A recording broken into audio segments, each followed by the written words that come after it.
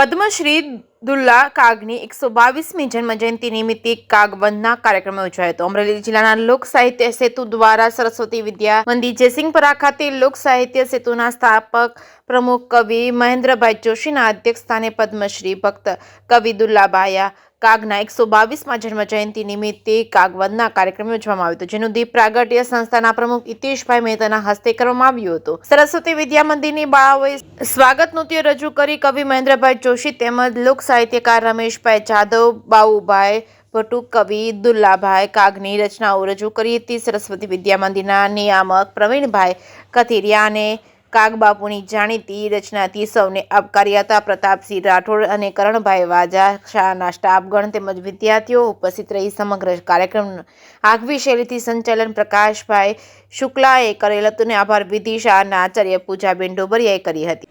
નમસ્કાર, આજનો કાર્યક્રમ કાગવંદના અને જયસિંહપરાના સરસ્વતી સ્કૂલમાં સરસ રીતે લોક સાહિત્ય સેતુના પ્રમુખ શ્રી હિતેશભાઈ મહેતા દ્વારા આયોજન કરવામાં આવ્યું, જેમાં અમને બોલાવ્યા, કાગબાપુને શબ્દાંજલિ, શ્રદ્ધાંજલિ, પુષ્પાંજલિ અમને એમને વંદન કરી અને એમની કૃતિઓ બાળકો સાથે અમે શેર કરી, શિક્ષકો સાથે અને વિદ્વાનો સાથે અમને ખૂબ આજનો આનંદ આવ્યો। આજે અમે કાગબાપુને ફરી વખત એમના ચરણોમાં વંદન કરીએ છીએ।